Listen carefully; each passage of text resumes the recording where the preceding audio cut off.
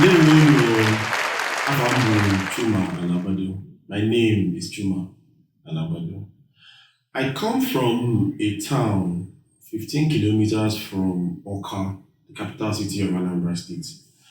The town is called Anagbado. It is a town that has a lush green vegetation, sharp white sand, red earth, of course, and beautiful people. Both of my parents come from this same town, and it's a town that has a long history, being the town where the Catholic Church first came to, outside Onisha, in the place you want to call Anambra State now. Um, my parents are Catholics. I was born Catholic, and I am the fifth child and the third son of what I would call a combo of an artist mother, homemaker, and a, an engineer, analytically minded father. And that fusion gave birth to a product you would want to term as a designer and an artist, which is what I am. Um, I studied fine and applied arts at the University of Benin, and I've worked pretty much all my life within the creative industries. I, at some point, ventured out to also study design, multidisciplinary at the University of Creative Arts, Manchester, UK, where my work revolved around reimagining uli motifs, which takes me to the topic. So today I'm speaking about reimagining Igbo culture and identity. And what is that? For me, it simply means taking that which we had and which we have and which we are going to have and reuse them and create a lot of use cases that are actually very functional aesthetically, usage, meaning, and all of that within modern contemporary realities, like I would always say. So my work ideology, it's about reimagining Igbo culture and identity. And this is stemming from the concept of natural synthesis, which was popularized by the Zaria rebels, whom of course are my biggest source of inspiration. And I would be thankful to say that I happen to have met a couple of them and even became friends with one. And I think that is a rare privilege. And it's one of the things that it's given me the opportunity to sit here and talk to you, Ndebani, beautiful people. So yes, my work ideology. What are the material aspects of Igbo culture?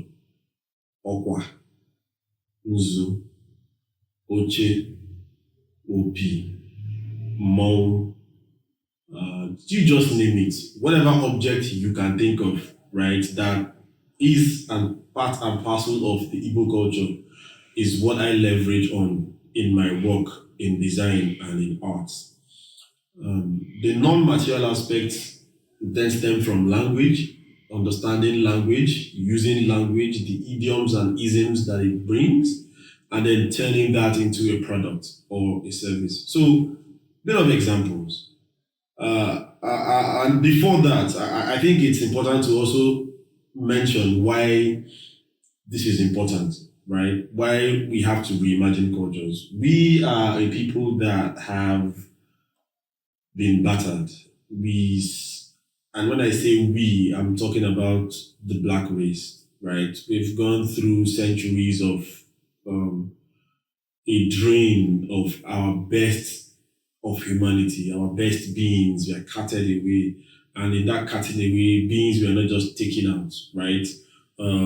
Brains were taken out, cultures were taken out, spirituality was taken out, essence was taken out, an existence was taken out. And what is left is a deeply fragmented community that needs to be rebuilt. And right at that point is where my work sits, because at the end of the day, you want to create something that these people can look up to, resonate with, connect with, and then have a fulfillment, a sense of identity, and a sense of belonging.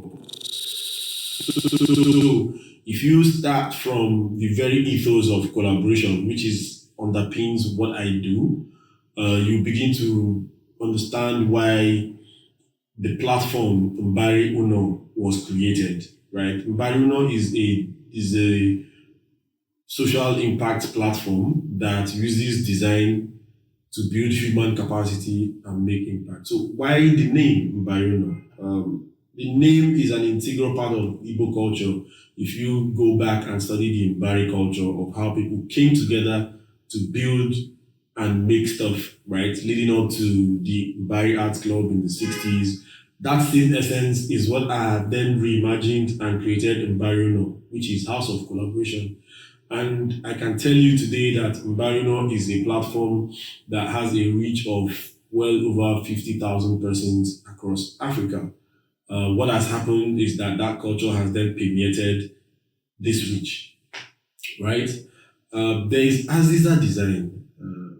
When we come together, when we hold hands, we create better, right? And that it is that ethos of language in Broom, in Aziza, that has then been infused into this organization that happens to be Nigeria's first multidisciplinary design company. Based out here in Lagos. I also want to touch that we Igbos are a diaspora culture, and that diasporaness, that rich interaction and mingling that we have with other cultures kind of creates a very robust bouquet, call it a soup, right, with good ingredients that turns out to become very tasty. That mingling of cultures allows us to fuse and then give birth to something beautiful. So, Artisan Design is that firm that brings people from disparate skill sets within the creative art industries, right?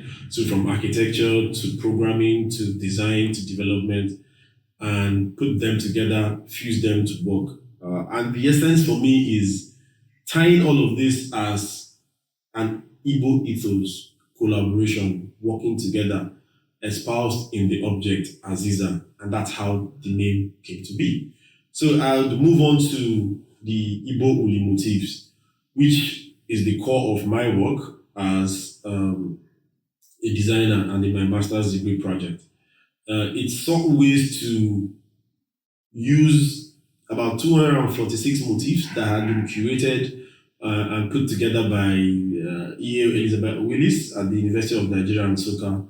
And what I did was to convert that into a compilation that is digital, meant for people to use. And the whole idea is we want to put in the motifs into the space, into the world. I mean, we all know that CBD is very popular now, and that is exactly where Uli should be, right? Because Uli is at the heart of Igbo culture and it occurs in many parts of Igbo culture. So what I did was to do a lot more analysis about these motifs, where they are from, and added a lot of meanings, converted them to digital formats, and then I've been using them in making furniture products as patterns, as decorative patterns, as motifs, and as functional objects themselves. So you have lights that have been made with, for instance, the dot motif, or you have bookshelves that have been made with Obuvu, the horseshoe, the Manila motif. You have centerpiece rugs that have been made with this same motif. You have one of the popular chairs from the Bauhaus culture, the red and blue chair, being reimagined with Uli motif. And you have all that experiment going on, putting the culture within this reality and then projecting it into the future. So that is an example of using a material aspect of our culture. Talking about folklore. Go. Mwada is a very well-known animal in Igbo culture, and one of the visual things about that animal is its hind legs and how it stretches back. And that informs the design of the Mbada chair. The Mbada chair is meant to be something that is the centerpiece in a house. You sit back on it, relax, keep your magazines or your books, and it's done with aquete material. Again, reimagining a material aspect of our culture. We have lamps that are illustrated. We have ideologies like Igwebike, and all of this is what I bring together in my work to put back our culture in the space. And then if you move on to the Web3 space, which is what the whole rave is all about now, and everybody wants to do, you talk about the blockchain technology and what it has enabled. And of course, you go on to NFTs. And for me, NFTs is something that has always been. Our ancestors made NFTs.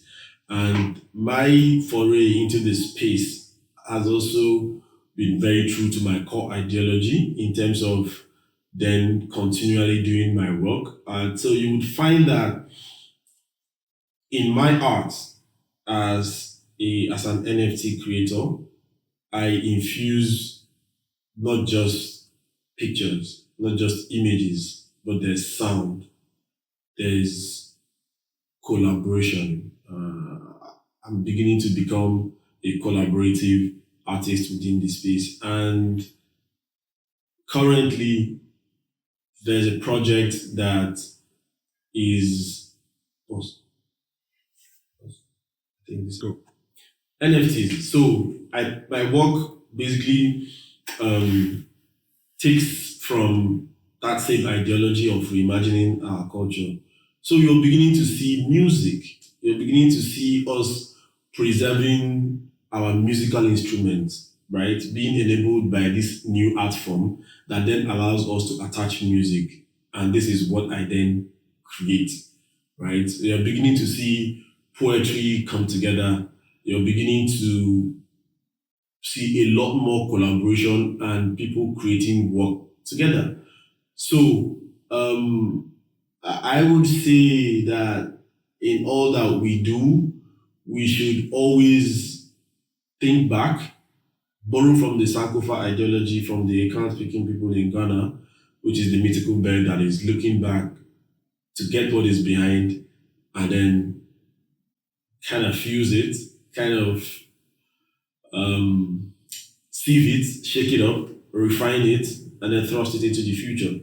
So we live in a beautiful era, in a beautiful time, and I'm happy to have shared my work with you, my ideas and what I'm doing, and my promise remains that this would continue, and with every emerging technology that comes out, we would be putting out this culture and keeping true to who we are. Thank you.